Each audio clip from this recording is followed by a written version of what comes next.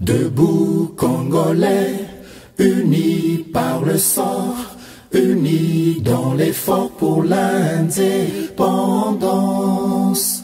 Dressons nos fronts, longtemps courbés, et pour de bon, prenons le plus bel élan dans la paix. Aujourd'hui, parler avec nos amis, nos frères et sœurs africains. Nous avons prévu un intervenant du Congo-Brazza, un intervenant de Guinée-Conakry qui vient d'entrer. Nous avons notre frère Franck du Sénégal et c'est lui qui sera le premier à prendre la parole. Alors, nous connaissons le Congo, nous avons l'amour pour ce Congo et nous allons partager ensemble. Aujourd'hui, c'est juste une réflexion pour pouvoir trouver des stratégies. Nous allons faire des débats, on va poser des questions, nous allons essayer ensemble de réfléchir. Donc, toutes les interventions sont les bienvenues. Merci. Et puis, Franck, tu passes la parole. Vous pouvez d'abord commencer par vous présenter. Bonjour mesdames, bonjour messieurs. Je m'appelle donc Franck Kilifo Lopez. Je vais donc un peu me présenter par rapport à mes origines. Donc je suis né au Bénin, mais je suis né à l'époque du Dahomey, parce que le Bénin s'appelait le Dahomey à l'époque. Je suis donc né en 1963, donc de père béninois, mais en fait nous sommes d'origine plus précisément Yoruba, qui est le Nigeria voisin. À côté de ma maman, ce sont les îles du Cap-Vert, ancienne colonie portugaise, ce qui m'amène donc à être heureux et honoré de participer à ce débat qui nous fait parler donc de l'état des lieux post-électoral dans nos différents pays du continent africain. Je suis moi-même chef d'entreprise. Le Congo est un pays qui m'a toujours interpellé parce que c'est un pays, comme vous le savez mieux que moi, qui est un don de la nature, un pays dans lequel depuis très longtemps il y a eu des convoitises de part et d'autre. C'est un pays qui a toujours été attiré par les grandes puissances de par sa richesse. C'est un pays qui est 6 fois en gros l'équivalent de la France, donc c'est un pays continent. C'est un pays dans lequel il existe ce qu'on appelle les 4 microclimats. Ce pays, la RDC aujourd'hui, ancien nom le Zaïre, est un pays dans lequel tout, je précise, tout peut pousser. Tout. Les 4 microclimats veut dire qu'on peut même faire pousser des fraises en RDC. Et ce potentiel m'amène à penser que c'est un gâchis de voir un pays tel que la RDC, qui aurait dû être la locomotive de l'Afrique, je pèse mes mots, la locomotive de l'Afrique, se trouver dans cette situation. Cet amour que j'ai eu pour la RDC remonte à ma tendre enfance, parce que j'ai toujours été attiré par la géopolitique. Et la géopolitique est directement liée à tout ce qu'on appelle matière première, et ce pays en regorge. J'exerce aujourd'hui une activité donc, dans le domaine du trading de matières premières, et j'ai eu à contracter à plusieurs reprises avec la RDC, avec de belles aventures et de très très mauvaises aventures, où nous avons engagé beaucoup de moyens et nous les avons également perdus. Donc aujourd'hui, si je suis ici, ce n'est pas pour parler vraiment que de la RDC, je suis ici parce que je me sens concerné par la RDC, et je considère que tout Africain doit être, ma foi, consterné par la situation en RDC. Et bien entendu, nous avons également aujourd'hui des grands rendez-vous, notamment mon pays d'origine, le Nigeria, où des élections se préparent, sont en cours. Il s'agit de 84 millions d'électeurs, c'est-à-dire 2 fois l'équivalent des électeurs en France. Parce que la France, je crois, c'est autour de 40 millions de votants, d'inscrits. Le Nigeria, 84 millions, c'est un géant. On va voir ce qui va s'y passer.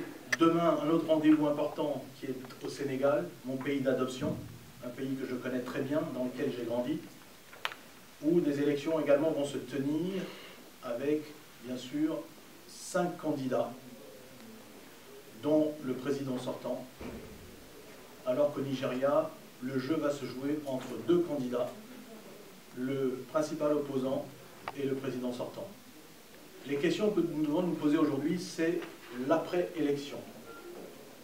Pourquoi ce malheur sur les élections en Afrique? Pourquoi, de façon permanente, depuis plus de 50 ans, nos pays, quels qu'ils soient, sont victimes de situations post-électorales chaotiques?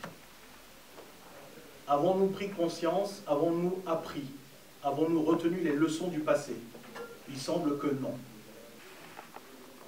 La première question que je me suis posée, après avoir eu une lueur d'espoir, c'est quand l'Union africaine a pris l'engagement de se rapprocher de la situation en RDC pour que les choses soient beaucoup plus claires. Et malheureusement, vous connaissez la suite, ça a été un flop. Les résultats aujourd'hui en RDC est un résultat très contesté. Et les prochains jours vont nous amener à pouvoir lire, à travers la nomination du gouvernement tant attendu, ce qui s'est vraiment passé derrière les coulisses, derrière les rideaux, à Genève notamment, et de savoir si le peuple RDC a été encore une fois de plus floué. Le cas du Sénégal, pour faire un petit rapprochement, est peut-être effectivement un peu plus simple. Le Sénégal est un pays beaucoup plus petit que la RDC. C'est un pays qui a bénéficié d'une aura pendant de très longues années, mais depuis plusieurs années, ce pays est en régression sur le plan de la démocratie. C'est un pays dans lequel, aujourd'hui, les grands leaders politiques se trouvent emprisonnés, ce qui n'avait jamais été le cas au Sénégal. Le principal opposant, en l'occurrence le Parti démocratique du Sénégal, dont l'ancien président, le président Abdoulaye Wade, a été chef de l'État pendant 2 mandats, se retrouve aujourd'hui écarté des élections. Le maire de Dakar, M. Khalifa Sall, est emprisonné depuis plusieurs années, depuis à peu près 2 ans. Ce dernier également est écarté des élections. Le président donc sortant a un boulevard et en la personne de son Premier ministre a même estimé qu'il gagnerait les élections au premier tour. Et donc on se pose la question de savoir comment un candidat a l'outrecuidance de dire à son peuple qu'il l'emportera au premier tour. Ces situations qui n'arrêtent de durer depuis plusieurs années, je pense qu'il est grand temps que nous portions une réflexion forte dessus, pour nous, pour nos enfants, pour la génération d'après, afin que nous puissions tirer les leçons de ce qui s'est passé sur les 50 dernières années. Et j'ai l'impression qu'en RDC, nous sommes partis pour un mandat de 5 ans, qui finalement est une véritable cacophonie, puisque la direction de ce pays va se poursuivre telle que cela a été pendant les 10 dernières années, je crois, puisque je pense que le président Kabila a géré ce pays pendant les 10 dernières années. 18. Ah, 18. Autant pour moi, merci. Donc aujourd'hui, je pense que chacun de nous, nous avons les moyens de la réflexion, et il est très très important de décider que nous devons en finir avec ce type de manipulation. Dans toute bataille, je pense qu'il y a des sacrifices. Et tant qu'on ne mettra pas dans nos esprits que des sacrifices sont nécessaires, nous n'irons quasi nulle part.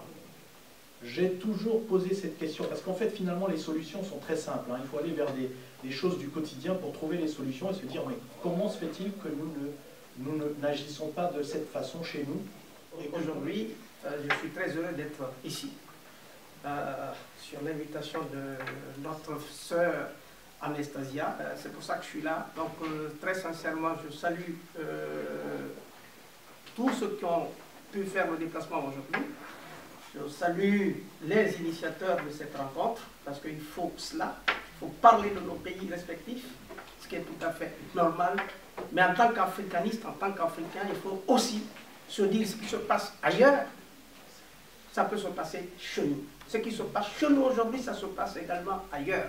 Prenons, en tout cas, c'est un grand plaisir pour moi d'être avec vous ici aujourd'hui, pour pour que nous puissions ensemble réfléchir sur le comment nous pouvons, en tout cas, puisque c'est le thème de la conférence aujourd'hui, les crises post-électorales, qu'est-ce qu'il faut pour éviter cela? Voilà. Si vraiment, c'est un exemple que je donne, dans 2 mois, dans 3 mois, il est assis, il a toutes les bases, que ce soit militaire, administratif, avec les lobbies, naturellement, qui le soutiennent, je pense qu'il peut faire quelque chose de potable pour ce pays, parce que le Congo est un très grand pays. Je peux dire que c'est le plus grand pays de l'Afrique. En tout cas, la réflexion, elle est là, elle est sur la table. À nous maintenant d'alimenter cette réflexion et de faire en sorte que d'autres puissent rejoindre le groupe. Ce qui se passe encore une fois au Congo, c'est pratiquement la même chose qui se passe dans les autres pays, au Cameroun, etc. En Guinée aussi, naturellement. Nous aussi, en Guinée, nous sommes vraiment investis dans ce combat-là pour que notre président, M. Alpha Condé, qui est pratiquement à son 2e et dernier mandat, puisse dire en 2020, donc monsieur, au revoir, voilà, j'ai pu faire ce qui est là, ce que vous voyez, mais maintenant il faut une alternance et que d'autres viennent faire, peut-être poursuivre le travail qu'il a pu faire. Voilà, merci. Alors, je passe la parole à Léonard Loussamba, tout en lui demandant d'entrer dans le vif du sujet. Le thème que nous allons traiter aujourd'hui, de la crise post-électorale en République démocratique du Congo. Je vous précise que je suis congolais. Et la République démocratique du Congo, je surveille mon pays sur le plan politique comme je surveille ma santé sur le plan physique. Ce que je n'ai pas pu entendre, parce qu'on parle de l'Afrique, il faut préciser que le Congo est un pays occupé actuellement. Hein? Je m'excuse d'être direct et brut dans mon langage, ce qui peut heurter certaines sensibilités, mais je dis le Congo est un pays occupé par l'ensemble de pays voisins, notamment le Rwanda, l'Ouganda, le Burundi, la Tanzanie, et avec une mainmise invisible de l'Afrique du Sud. Et vous comprendrez dans mon exposé pourquoi j'évoque tous ces pays, ce qui va vous donner quelques précisions ou éclairages quand on va aborder le problème de rétropédalage de l'Union africaine. Le Congo est un pays très riche, avec un peuple très pauvre. Et je me posais la question, pourquoi mon pays est dans cet état aujourd'hui? Et la réponse qui me venait à l'esprit était de dire que la jeunesse congolaise de ma génération avait abandonné son pays. En tant qu'économiste de développement, j'ai appris en matière d'anthropologie et d'ethnologie d'analyser toujours les problèmes, la source de nos problèmes et qu'est-ce qui cause ce problème-là. Le problème est très très politique en République démocratique du Congo. C'est pour ça que j'ai rebondi tout à l'heure en disant, est-ce que le noir a compris ce que c'est la politique? C'est bien de vivre dans un pays où tout est déjà organisé, comme en France. Les Macron, les Sarkozy, les Hollande ont trouvé un système mis en place. Chez nous, on n'a même pas su mettre le système en place. C'est ce qui explique que depuis les années 60, depuis la veille de l'indépendance, notre pays a été trahi. Tout ce panafricanisme qu'on a eu la chance d'avoir, comme le Patrice Emery Lumumba, les Okito et les autres, n'ont pas pu travailler parce qu'ils ont été trahis par leurs propres frères. Et je vais vous donner quelques éclaircissements. Depuis les années 60, il y a eu des acteurs dans ce pays qui n'ont jamais quitté ce pays jusqu'à aujourd'hui. C'est le cas de l'ONU. Et jusqu'à aujourd'hui, l'ONU est encore au Congo, avec la MONUSCO et tous les autres clics qui sont en place. Il y a eu ces courants politiques que nous appelons les mobutistes, qui, en arrivant au pouvoir, ont neutralisé tous les intellectuels congolais. Je m'excuse, en tant qu'intellectuel, de remettre les intellectuels en question, parce qu'ils ont passé leur temps à se prostituer, à suivre les intérêts privés, au lieu de privilégier l'intérêt national. Et à travers Mobutu, on a eu la sécurité et la télécommunication qui a été vendue aux Rwandais. Un pays qui ne tient pas sa sécurité, qui ne tient pas sa télécommunication, c'est un pays qui n'a plus de souveraineté, du moins dans sa pratique réelle. Voilà un peu les éléments qui nous donnent la base de la situation dans laquelle nous nous trouvons aujourd'hui. On a créé des gens de toutes pièces qu'on honore aujourd'hui, qu'on honore aujourd'hui en tant qu'Africains, pour des raisons de convenance culturelle. Il y a des aînés qu'on ne peut pas remettre en question, mais qui nous ont fait beaucoup du mal par le passé. Et aujourd'hui, nous payons ce mal. Vous voyez déjà, sans aller un peu trop loin dans ce type de démontage politique de l'ensemble de la vie politique en RDC, vous comprendrez déjà que, alors quand on fait des analyses statistiques sur une population donnée dans les mêmes conditions, quand il y a deux observateurs honnêtes, l'écart type, ce qu'on appelle l'écart type, ne peut pas excéder 1%. Ça, c'est des notions de base. Et dans le cas de la Cinco, qui avait donné ces informations, n'a pas voulu publier ces informations, il a fait fuiter ces informations. Monsieur Martin Faïdou avait 62% de résultats de vote. Il était vainqueur, 0,11. Monsieur Félix Tshisekedi avait 16,93% et monsieur Chadari avait 16,88%. Et voilà que avant de publier ces élections, il y a eu panique. Il y a eu panique dans la classe politique congolaise. Cette panique a généré quoi?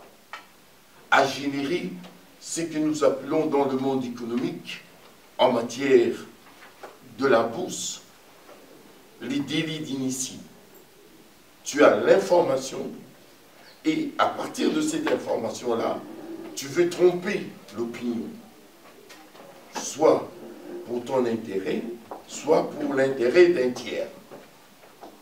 Et c'est ce qui s'est passé avec M. Kabila, qui était l'une des personnes qui avait l'information précieuse de la CENI avant la publication des résultats, et M. Nanga, qui était lui le détenteur de ces résultats. Moralité.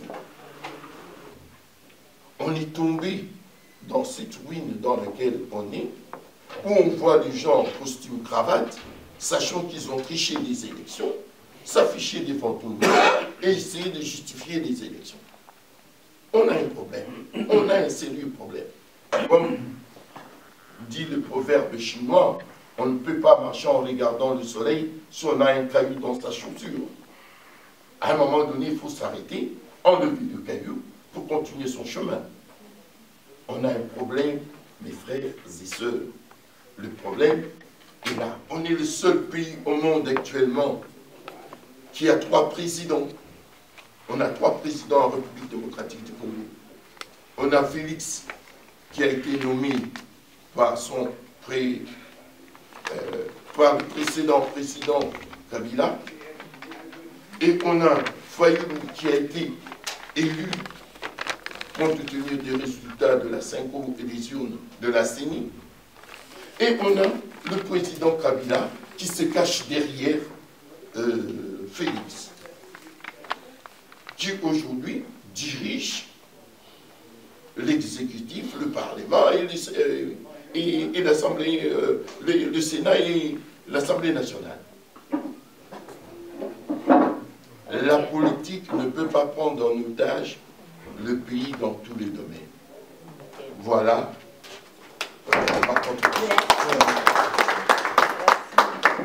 Alors, cette fois-ci, je vous présente Lansine Camara. Lansine Camara, c'est mon patron. Il est le président de l'Union internationale de la presse africaine. Vous avez la parole. D'abord, une guitare. Une guitare. On va gagner. Regardez bien. Bokolo, c'est un exemple précis. C'est un grand historien. Il sait ce que c'est que les magouilles politiques. Il sait comment, jusqu'ici, votre pays a été exploité par une minorité de gens qui n'aimaient pas le pays. Comment vous pouvez expliquer que Bokolo, par ce que j'appelle des intérêts cupides, alors qu'il pouvait gagner sa vie continuellement, parce que c'est un très grand historien, il pouvait continuer à enseigner à la Sorbonne, en Belgique.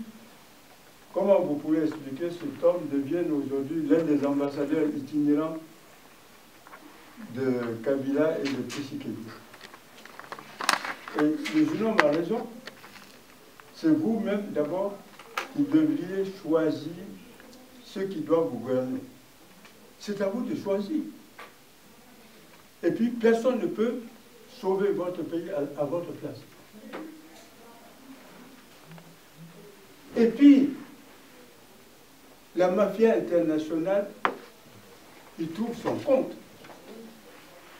Vous avez les meilleures matières premières, cobalt, pétrole, diamant, or, on le sait. Alors, qu'est-ce qu'il faut faire? Il faut compter sur la jeunesse. C'est ce qu'Étienne, je lui dois beaucoup de respect. Il a été un résistant à un moment donné, mais il a été un spécialiste et de compte tordu aussi. Bon, arrivé à ce qui devait arriver, avec le temps, aucun de nous n'étant éternel, le vieux est parti. Mais oui, tel père, tel fils. Et puis Kabila, mais qui est un voyou malin. Ah, c'est un voyou, mais il est malin. Puisqu'il vous a roulé jusqu'ici. Il dit au fils, voilà, quand tu prends le pouvoir, et puis au début, ce que vous n'avez pas, c'est qu'il avait proposé le poste de Premier ministre à Tshisekedi au départ, hein, en coulisses, en disant, voilà, il n'y a aucun problème, si je suis élu, réélu, ou du moins, si mon dauphin est élu, toi, tu seras le Premier ministre. Eh bien, Tshisekedi avait accepté ça. Mais ce qui est bien, et c'est pourquoi je dis qu'il faut saluer la jeunesse, il faut saluer le peuple conscient, le peuple debout, c'est que Kabila a été surpris par la prise populaire de conscience de la population de la RDC. Kabila a été surpris, il ne s'attendait pas du tout à ça, que vous allez vous révolter en disant non, mais il faut saluer aussi les catholiques. Ah, ça, je ne suis pas catholique, Mais honnêtement, quand j'ai vu comment les catholiques... Mais moi, je vous dis la vérité, moi je suis un musulman. Mais j'ai vu que les musulmans, et je le dis, d'ailleurs, je te le dis, comment se fait-il, il y a des musulmans là-bas, un seul imam n'a pas dit, voilà, Kabila, tu triches. Un seul imam. Aucun imam n'a rien dit. Ce qui veut dire que même ces imams, ils sont dans la magouille. Seuls les catholiques sont restés humains, sont restés patriotes. Et d'abord, il faut toujours leur rendre hommage. Parce qu'au moins, ce changement, les catholiques ont joué franc-jeu.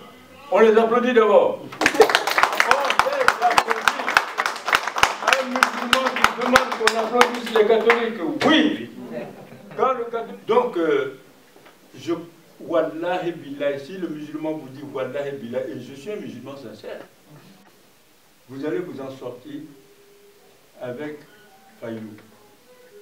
Vous allez vous en sortir avec Jean-Pierre Bemba. Vous allez vous en sortir avec Mouzito. Oui, vous avez encore des patriotes. Alors, comment vous allez vous en sortir?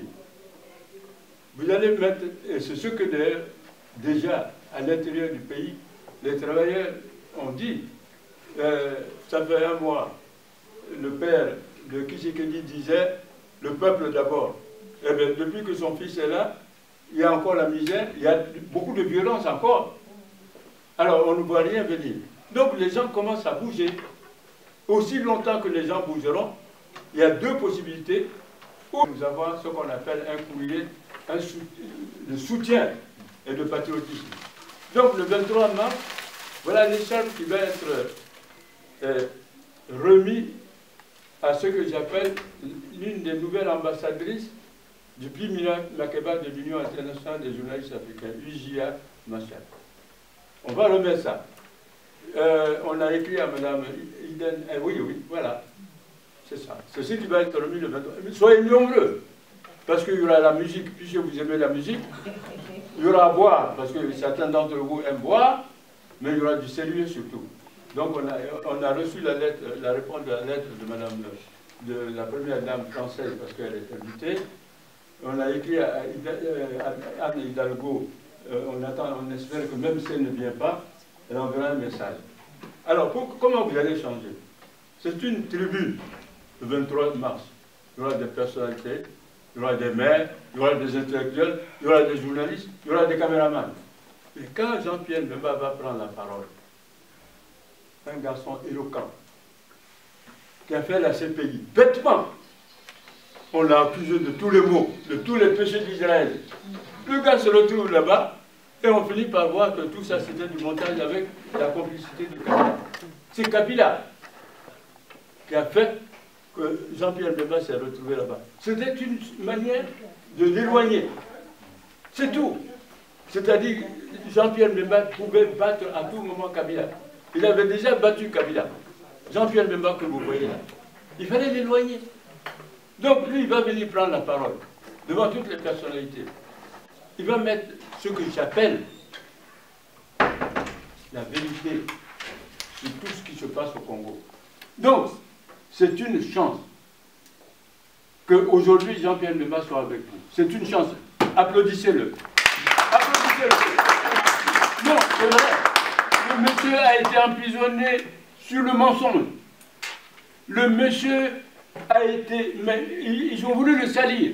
Et puis, je vais vous dire quelque chose, Congolais. Fatou Bensouda, elle est gambienne. Son président, Yaya Jammeh, est le plus grand criminel, l'un des plus grands criminels d'Afrique. Le jour où vous la verrez, ou le jour où vous irez dans les conférences pour dire que Jean-Pierre Bemba est sorti, nous sommes fiers, pourquoi Fatou Bensouda n'a pas commencé par dire que Yaya Jammeh a beaucoup de sang humain sur la main, il faut absolument le mettre devant la CPI. Pourquoi elle ne le fait pas? Elle triche elle aussi. Elle triche. Elle ne veut pas dire la vérité. Dans le cas de Babo, comme dans le cas de Jean-Pierre Bemba, c'est du mensonge. Il nous faut créer, et c'est pourquoi je dis, le 23 mars, Jean-Pierre Bemba doit dire, il nous faut une autre cour à nous, une cour africaine sérieuse cette fois-ci, comme on a fait avec Hissène Habré au Sénégal.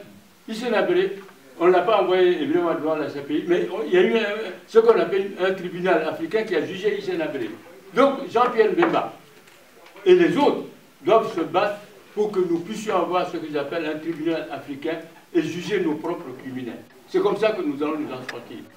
Et j'en arrive à la fin, parce que vous êtes des gens bien, vous êtes des gens sérieux, vous avez toujours refusé qu'on vous manipule. Il faut maintenant, dès maintenant, que le mouvement de Jean-Pierre Mbemba propose qu'aux prochaines élections, la diaspora doit voter. Ce n'est pas normal que vous soyez exclus. C'est de la supercherie. Comment on peut exclure les Congolais qui envoient autant d'argent quand il y a des élections que vous n'avez pas le droit de voter? Mais ça, c'est inacceptable. Alors vous devez être le porte-drapeau en disant, maintenant, Tshisekedi, tu es là, commence d'abord par dire que la première des choses, il faut que la diaspora congolaise vote désormais, quelles que soient les élections. Parce que c'est vous qui envoyez de l'argent chaque fois qu'il le faut. Ensuite, mes chers amis, il faut trouver les meilleurs cadres congolais en France, aux États-Unis, en Allemagne. Et puis, faites tout pour que vous ayez le docteur... Comment il s'appelle? Oui. Oui. Non, c'est un conseil de frères. Ce monsieur, je crois qu'il est très élégant. Il a eu ce que j'appelle ce prix Nobel. Il aurait pu être prétentieux en disant, voilà, moi je viens d'avoir le prix Nobel de ceci ou le prix Nobel de cela, je vais être président. Jusqu'ici, qu'on l'aime ou pas, il n'a pas cherché à mettre ça en avant pour prendre quelque poste que ce soit. Votre rôle, vous, si vous voulez vous en sortir, c'est de l'avoir avec vous. Et ça, vous pouvez le faire. Tous les Congolais, en commençant par le parti de Jean-Pierre Mbemba, vous devez dire, nous voulons travailler avec Moukouni, parce que c'est un exemple à suivre. Si vous avez un type comme ça, avec Jean-Pierre Mbemba, avec Fayou, le changement devient possible. Les magouilles vont s'arrêter. Donc je ne vais pas être long. Une fois de plus, une guitare. Une Jean-Pierre Mbemba. Une Fayou. Abba Kabila. Mettez-le sur le site internet que dans une comme on a dit Abba Kabila. Merci beaucoup.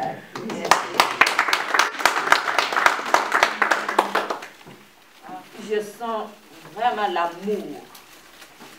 l'amour des hommes et des femmes pour leur pays, pour l'Afrique, et aujourd'hui pour le Congo.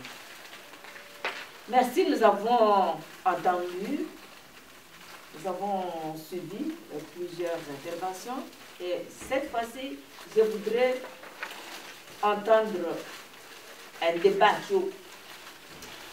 Commencez d'abord par poser vos questions.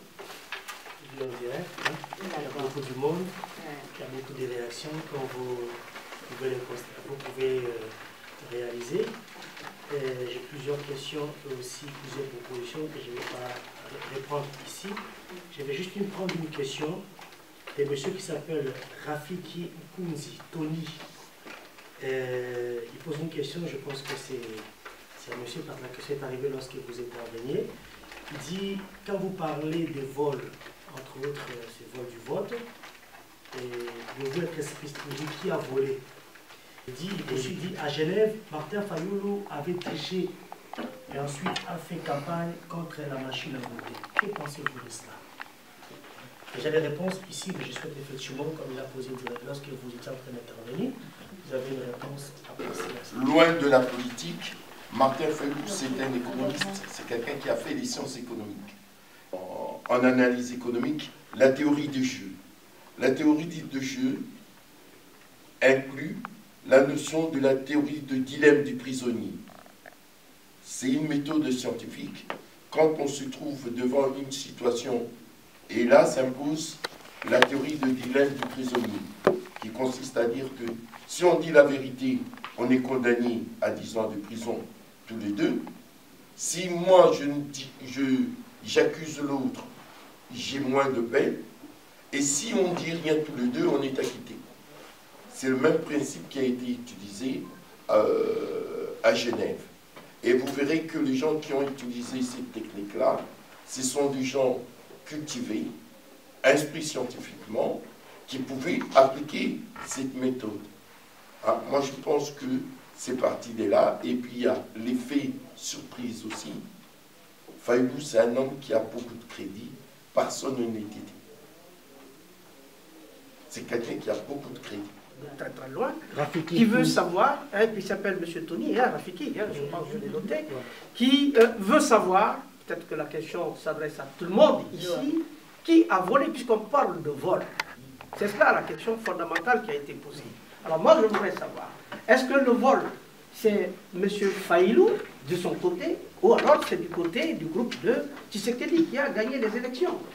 La question elle est très claire, c'est un peu ça. Le vol se concrétise donc quoi?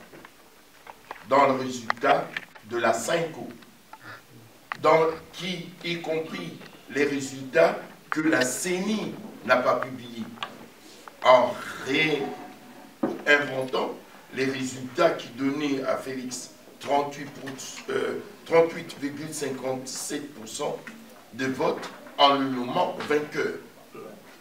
Or, Félix n'avait pas fait ce chiffre-là, et ce vol est confirmé par le fait que la CENI n'avait pas fait de compilation avant de lancer les résultats.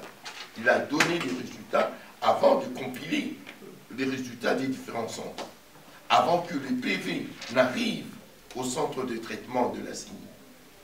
Et par ailleurs, il faut retenir autre chose aussi. C'est la même erreur, parce que, bon, là, je dis que la bêtise a été trop grossière, parce qu'ils l'ont fait aux yeux et au su de tous. Et Martin Fayulu, pour qui on avait eu des résultats de la Cinco, d'ailleurs que la Cinco a publié, il y a le rapport de la Cinco qui est là, qui a publié, Martin Fayulu était gagnant à 62,11%. Donc dire que Félix est vainqueur après les tracts. Pourquoi le représentant de l'OIA, Ibrahim, a insisté sur le fait que Fayulu, on fait des élections. Avant de donner des résultats, vous demandez les gens de signer des accords que vous n'allez pas vous révolter par rapport aux résultats. Ça ne s'est jamais fait nulle part. Donc, tout simplement, qu'il faut reconnaître une chose chez l'homme congolais. Je parle bien de l'homme congolais, pas seulement de politiciens. Nous n'avons pas de principes. Dans la vie, il faut avoir des principes et les respecter, comme le dit notre géopoliticien Patrick Bécou, qui a révélé ce fait. On ne respecte rien. Ce qui est bleu peut être déclaré vert le lendemain. Il y a un problème. C'est pour ça, au niveau de la RDC, il y a un effort à faire. Il y a vol électoral, putsch électoral, comme dit M. Fayulu. Il faut que les choses rentrent dans l'ordre. Il faut qu'on se mette autour d'une table et dire, voilà, le véritable gagnant, c'est celui-là. D'ailleurs, les gens de Conseil constitutionnel commencent à faire déjà des déclarations. Voilà. Merci. Et voilà le résultat. Fayulu, 62,8%. Ramazani Chadari, 17,99%. Et Félix Tshisekedi, 15%. Et ça a été inversé. C'est un rapport de la Cinco. Et la Cinco, les prêtres catholiques ont eu des problèmes parce qu'ils ont parlé que celui que vous annoncez là n'est pas le gagnant parce que nous avons d'autres résultats. Ils avaient des témoins, ils avaient toutes choses et ils ont publié les vrais résultats. Donc, les rapports sont là et c'est clair. Donc, Fayulu a gagné avec plus de 60%. 62,8%. Voilà. Je ne voulais pas monopoliser la parole, maman Anastasie. Excusez-moi, je poserai la dernière question avant peut-être de laisser tour de table. Donc, je dis oui, monsieur Jean-Pierre Bemba, parce que pour la question par Jean-Pierre Bemba, après la conférence de Genève, avait promis effectivement qu'il sera sur place en République démocratique du Congo pour pouvoir soutenir et s'engager dans la campagne de M. Martin Fayoulou. Alors, il pose la question de savoir est-ce que Lamouka est une actualité? Oui, M. Jardin. Je vous dis que Lamouka est bel et bien d'actualité.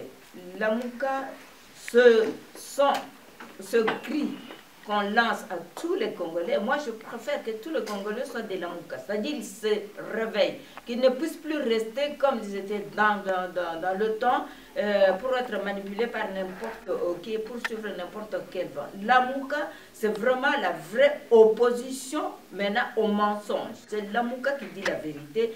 Lamouka est là et Lamouka, avec Martin Fayoulou, recherche toujours la vérité des urnes, le comptage. Parce que cette victoire dont on parle, qui est volée, ce vote qui est volé, c'est le peuple qui a voté pour Fayoulou. Et cette victoire du peuple a été maintenant volée. Au lieu qu'on puisse publier les vrais résultats, on a juste nommé quelqu'un pour faire plaisir parce qu'il est congolais. Mais non, ce n'est pas ça. Lamouka est toujours là. Alors, Jean-Pierre Bemba est toujours là. Il est toujours là, il est présent, il est dans sa résidence à Bruxelles, donc en Belgique. Et il est là, il est en contact jour et nuit avec les quatre leaders. Les quatre leaders. Donc avant que Fayoulou fasse quelque chose, il contacte ces leaders qui le supportent, qui sont avec lui jour et nuit. Donc Lamouka est toujours là. Donc vous voyez une personne qui est en train de travailler, mais derrière lui, il y a les quatre piliers. Ils sont toujours là. Et alors, pour bien parler de Jean-Pierre Bemba, vous savez, Jean-Pierre Bemba à Bruxelles, vous voyez dans les déplacements, dans les campagnes, etc. Vous voyez Eva Bazaïba, vous voyez, Fidel Baba, là, vous voyez. Alors, tout le monde est là, c'est Lamouka. Donc, on est là, on soutient Martin Fayoulou. Et si vous n'avez pas encore, disons, décidé de soutenir la population, veuillez faire partie de la base qui soutient Martin Fayoulou. Et c'est Lamouka fait partie de ceux qui soutiennent Lamouka. Merci. Le cocotier, parce qu'on est ici pour faire un état des lieux. Oui, il ne faut pas se mentir. Moi, j'essaye de me mettre à la place de la personne concernée. J'aurais été Martin Fayoulou aujourd'hui avec un tel écart, parce que l'écart est énorme. J'ai le sentiment que le candidat Fayoulou est timoré. C'est-à-dire que je ne sens pas de revendication comme il pourrait le faire. Par rapport à ce résultat et cet écart très important, j'ai le sentiment qu'il y a quelque chose derrière. Je ne suis pas convaincu parce que je m'attendais à ce qu'il y ait quand même pas du mouvement dans le sens de violence, mais de la contestation véritable, parce que tout le monde sait que la victoire lui est due. Est-ce que quelqu'un, éventuellement, peut éclairer? Est-ce qu'on peut savoir ce qui se passe? Pourquoi autant de temps? Quand on voit ce qui s'est passé au Cameroun, vous savez, il y a l'adage qui dit « battez le fer quand il est chaud ». Mais vous voyez, je souhaite qu'il y ait une réflexion profonde qui soit portée sur, par exemple, le cas d'un petit pays comme le Burkina Faso, qui a bouté dehors de ce pays-là, leur président qui a voulu rester plus longtemps que la Constitution lui permettait, déjà depuis plusieurs années. Il y a eu des morts hein, au Burkina Faso, il y a eu des morts. À un moment donné, la politique nécessite un certain investissement, et même si effectivement on sait que ça passe par certaines violences, malheureusement il y a deux choix, ou on perdure dans la tricherie qui mène à la gabégie, ou alors on sort de cette tricherie une fois pour toutes et on essaye d'avancer. Je ne veux pas monopoliser la parole parce que je pense qu'il y a beaucoup qui veulent intervenir aussi. La Et révolution. voilà le résultat d'aujourd'hui. Voilà. Tout à fait. Donc à un moment donné, il faut se réveiller. C'est pour ça que je dis qu'il faut bousculer le cocotier. D'accord. Sinon, on ne va faire que tourner, tourner, tourner. Mais le cocotier est en train d'être bousculé puisque Oui, mais- Fayoulou, avec sa tournée, est en train de préparer le peuple. C'est ce qu'on Il y aura peut un espérer. moment où tout va s'embraser. Vous savez, moi je dis toujours une chose, battez le fer quand il est chaud. Le Cameroun, la page est quasi tournée. Pourtant, l'élection a été complètement une mascarade. Et on n'en parle quasiment plus. Le Gabon, n'en parlons plus. Le Togo, il y a plein d'exemples. Donc il faut, à un moment donné, malheureusement, il faut prendre les choses en main et il faut avancer. Je ne suis pas pour la violence, mais je disais à un de mes collègues tout à l'heure que j'ai défendu mon mémoire de fin de cycle il y a déjà bientôt 30 ans. Et le titre de mon mémoire, c'était « La nécessité pour le continent africain de se doter d'une véritable armée ». Et ça ne veut pas dire, parce que les fantaisistes me disaient « Mais oui, mais avant d'avoir une armée qui tienne la route, il faut que les Africains arrivent à manger. » Mais c'est de l'égarement. Un tel réflexe, une telle réponse, c'est un égarement. Alors la réalité des choses, c'est que nous sommes ici tous sous la protection de la République française. Il n'y a pas un seul pays, même dans le cadre de l'Europe, il n'y a pas un seul pays qui se permettra de violer l'espace aérien français ou les frontières terrestres de ce pays-là. Parce que dans les 2 à 3 minutes qui suivent, les forces militaires réagissent immédiatement. Donc il faut arrêter de se... Hein, moi je suis désolé, c'est pas de la... c'est du réalisme. C'est du réalisme. Et en Afrique, on a suffisamment les moyens et on doit arrêter de penser cette stupide idée qui consiste à dire « Oui, mais les Africains crèvent de faim ». C'est faux. Moi, je prends le cas du pays de notre grand frère ici, la Guinée-Conakry. La Guinée, vous avez des millions de fruits qui pourrissent en Guinée. Il y a à manger. Pour celui qui veut vraiment, il y a à manger. Le problème à la base, c'est la volonté politique. Nous avons à la tête de nos États des gens qui n'ont absolument aucun intérêt, aucun amour pour leur propre pays. Et tout est dirigé depuis ici. Donc il faut arrêter.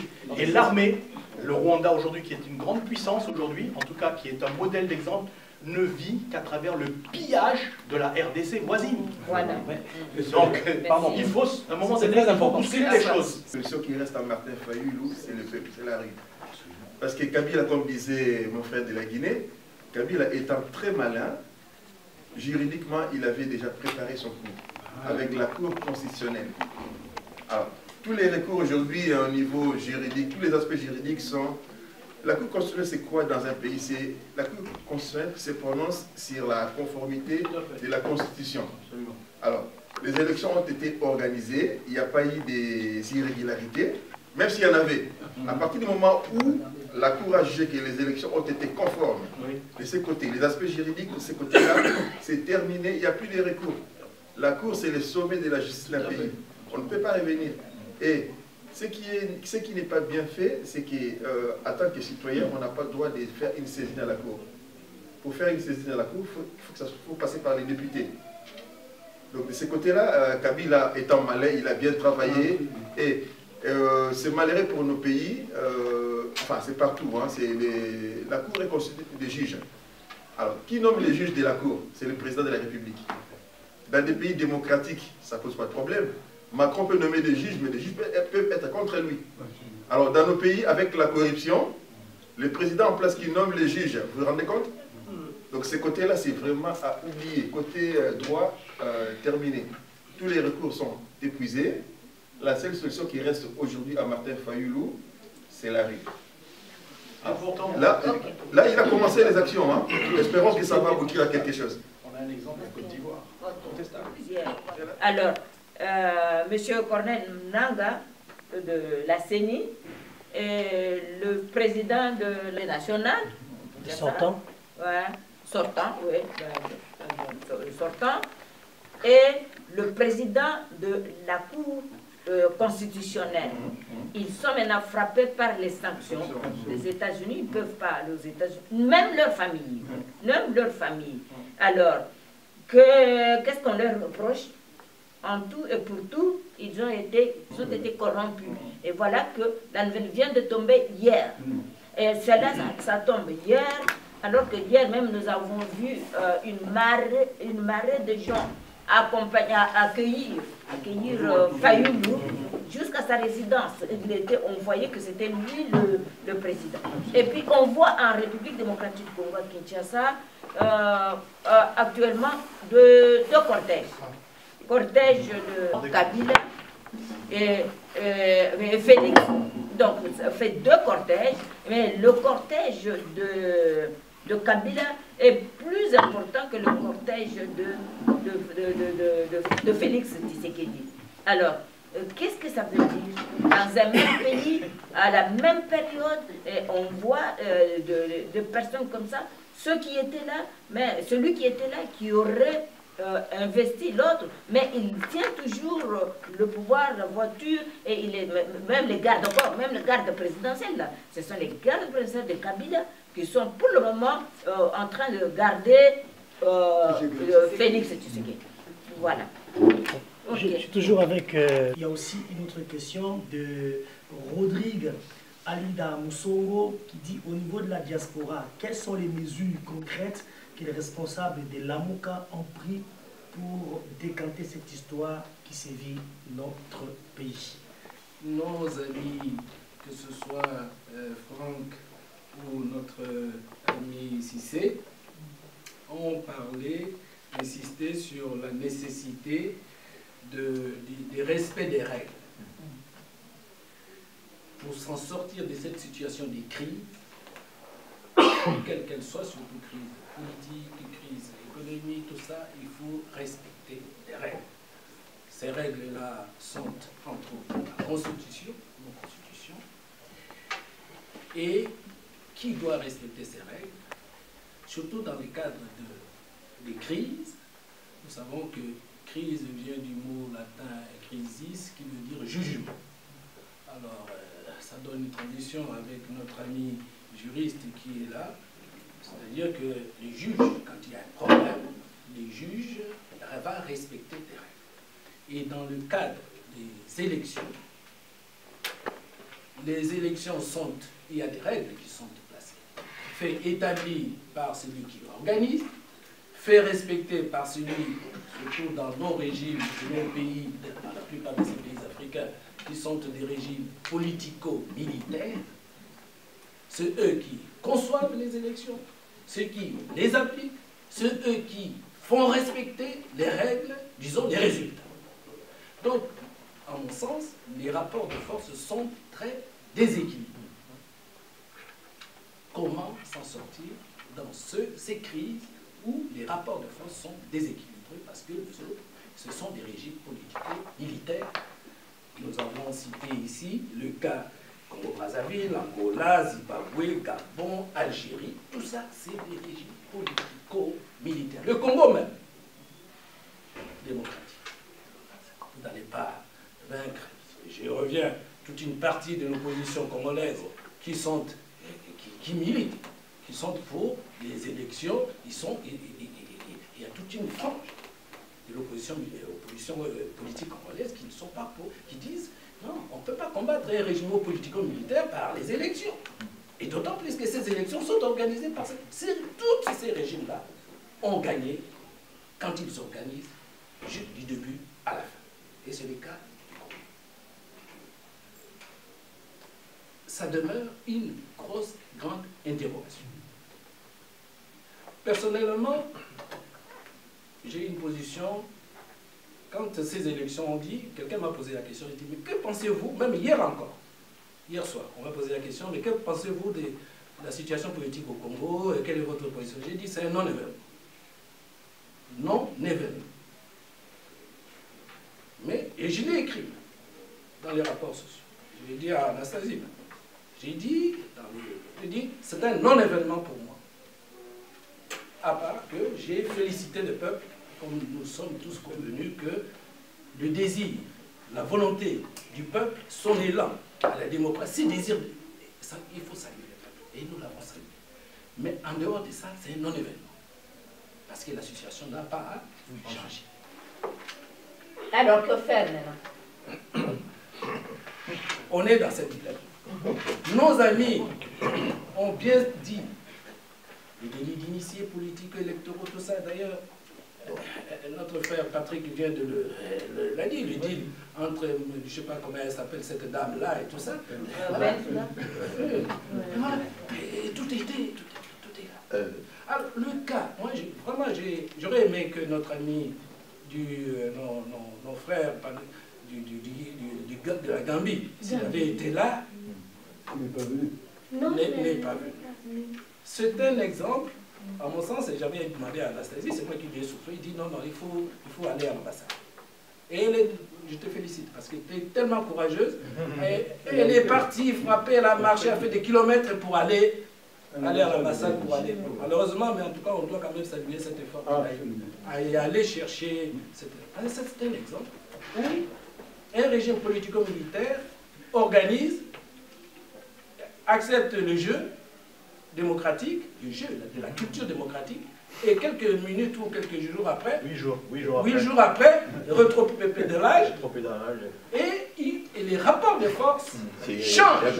Pourquoi il y a eu ce rapport de force? C'est parce qu'il y a eu, comment se fait-il que en Gambie, il y a eu changement des rapports de force? C'est ça. La CEDEAO a joué un grand. Chez nous, ça n'a pas eu. Il y a eu. Voilà. Et on a tout dit donner tous ces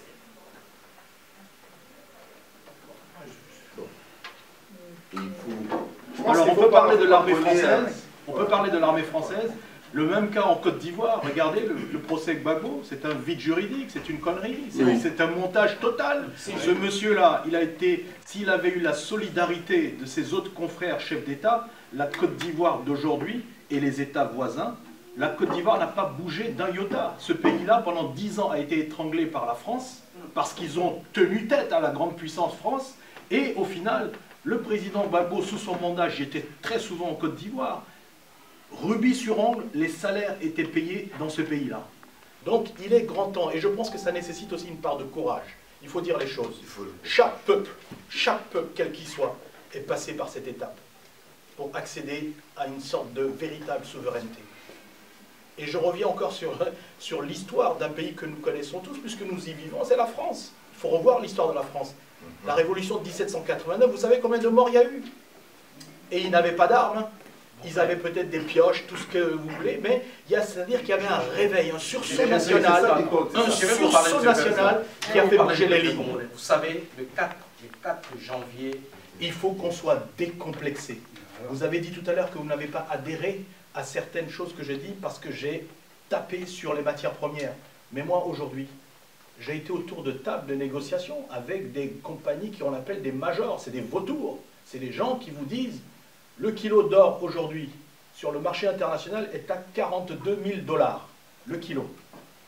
La RDC, sur 10 matières premières nécessaires sur cette planète, la RDC est parmi les 3 premiers producteurs mondiaux de chacune de ces matières premières. Vous imaginez un peu le coltan qu'on a tous dans nos téléphones, la bauxite dont on a besoin, le cobalt, le lithium qui aujourd'hui les marchés ont explosé. Pourquoi? Parce que l'avenir aujourd'hui c'est le moteur électrique. La RDC produit du lithium, donc vous avez des majors qui viennent s'installer discrètement en RDC, qui montent des sociétés qui achètent la matière première à la source et en deçà du prix marché. Je vous donne l'exemple de l'or, j'ai fait des transactions de ça. Le kilo est à 42 000 $. Le pauvre creuseur de RDC dans la zone de Bouigna, etc., qui sort son or, mais les Libanais vont lui reprendre ça à, je sais pas moi, peut-être à 5 000 – 10 000 $. Vous voyez le gap? Vous voyez le gap? C'est des pauvres gens. Non, mais je vous donne des ratios, des ratios corrects. Très bien. Mais est-ce qu'il y a pire que ça? Vous avez la chance d'avoir d'un côté Fayoulou, Jean-Pierre Mbemba, les catholiques, et puis le prix Nobel de la paix. Quand ces forces nouvelles, qui ne peuvent pas trahir les populations congolaises, vont élaborer un schéma. Il y aura bien sûr l'option arme. Si intellectuellement, moralement, le plus humainement possible, on n'arrive pas à changer les choses, et on peut le changer, et on doit le changer, ils sauront quand est-ce qu'il faut prendre les armes. Et oui, eux aussi ils pensent à ça, mais pour le moment, il faut jouer ce que j'appelle l'intelligence. Et faites tout, cette fois-ci, pour que l'intelligence triomphe. Et tout va bien, mais ne gâchez pas la nouvelle chance, hein. C'est une nouvelle chance. Merci. Parlez fort. Je m'appelle Édouard. La Mouka est quoi? C'est un parti, c'est une association. Comment y adhérer? Et à quand M. Mbemba et Katumbi s'exprimeront pour donner leur position? Très bonne question. La Mouka, c'est, disons, l'ensemble, un mouvement, disons, je peux dire une plateforme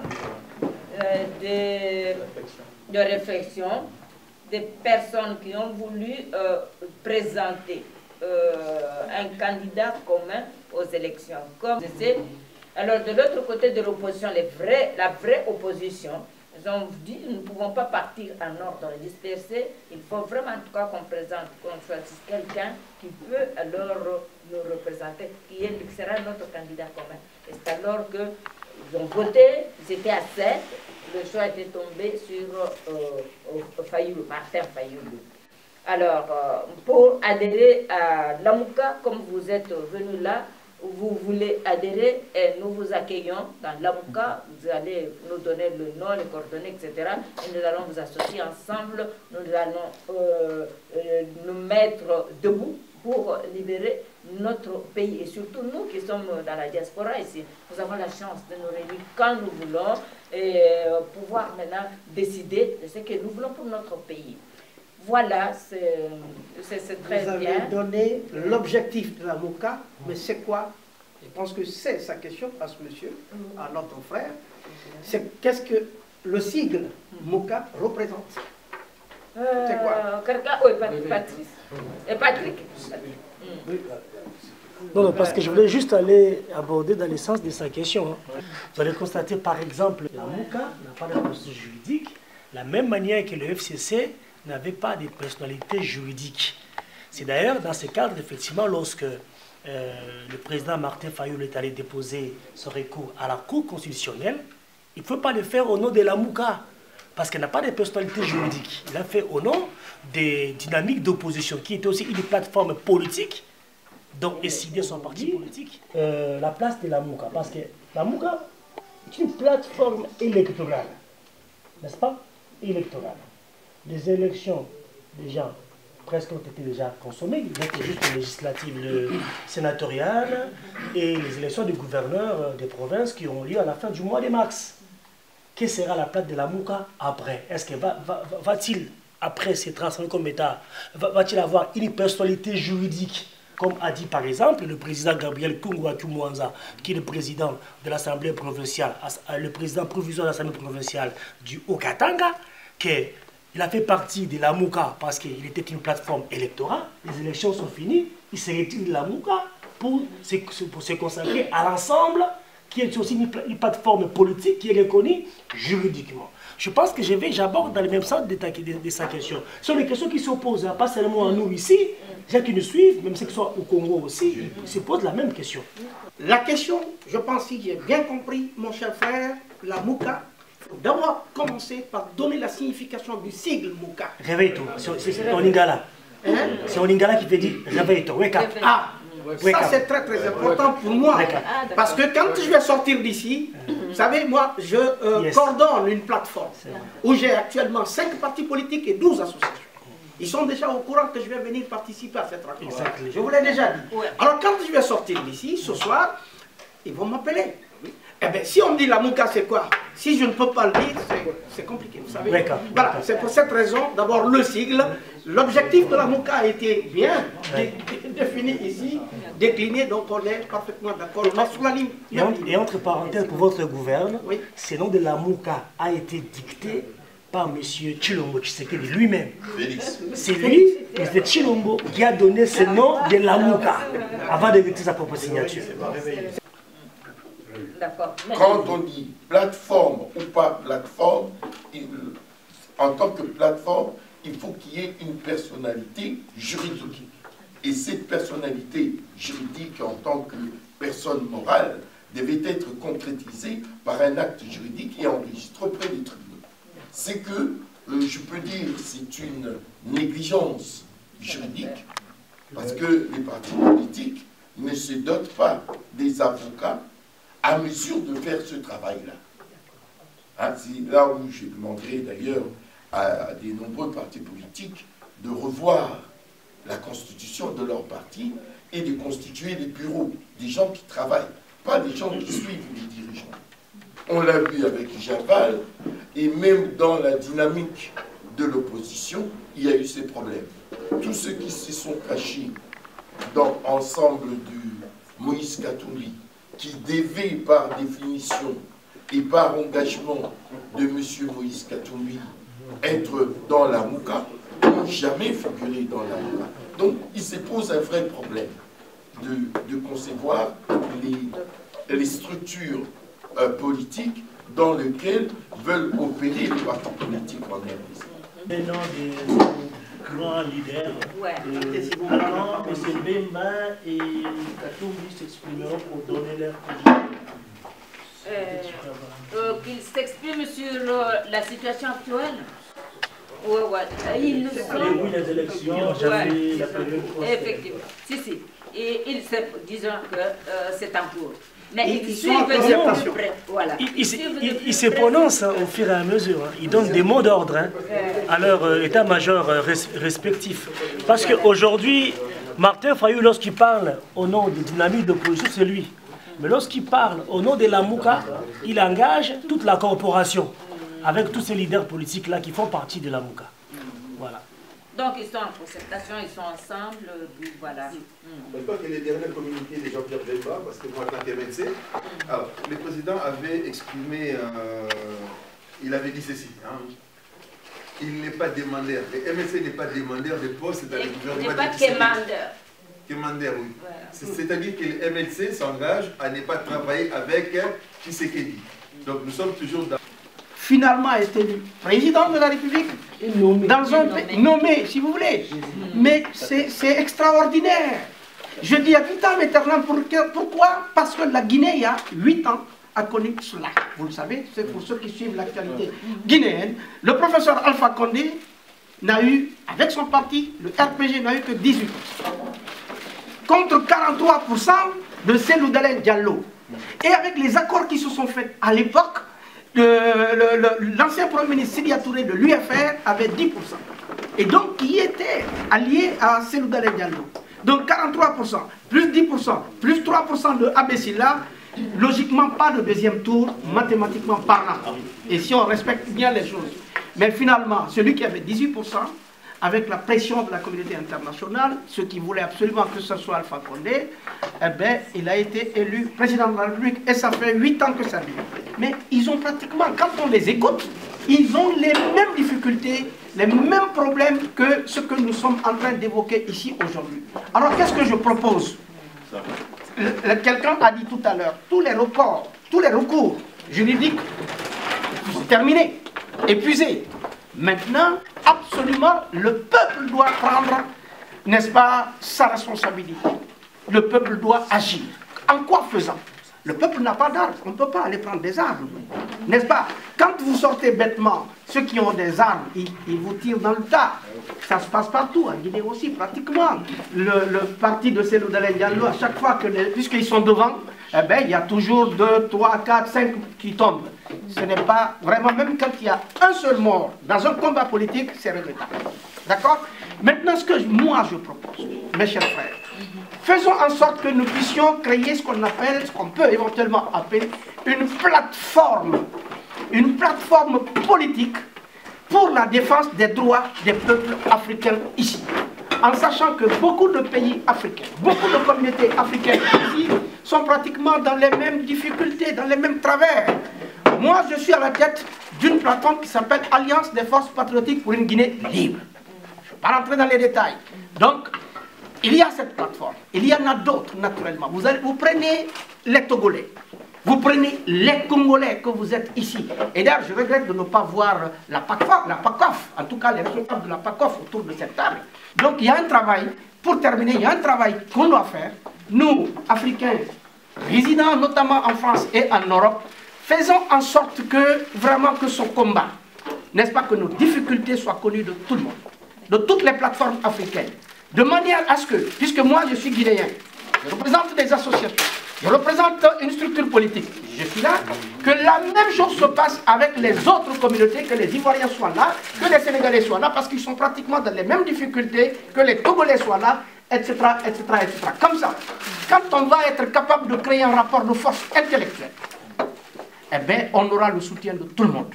Lorsque vous êtes capable de créer une dynamique de mobilisation, un rapport de force intellectuelle, ici sur la place de France, ceux qui sont derrière et qui tirent les ficelles derrière, ils feront très attention à ce qui est en train de se passer. Et bien maintenant, il faut absolument, si un jour on décide, quand je dis on, c'est tout le monde, hein, c'est pas que le Congo. Je veux dire, la Guinée, moi, quand vous allez convoquer une réunion, je vais informer les autres partis politiques qui sont dans mon mouvement pour dire, tiens, on va aller soutenir les Congolais, ils sont là-bas, et les autres feront pratiquement la même chose, je le pense en tout cas, parce qu'ils sont dans les mêmes travers, dans les mêmes difficultés. Et si nous avons cette possibilité de le faire, ce qui va se passer à l'intérieur du Congo, là-bas, je crois que beaucoup de gens feront très attention, même ceux qui sont là pour tirer sur les populations. Okay. Merci beaucoup. Merci.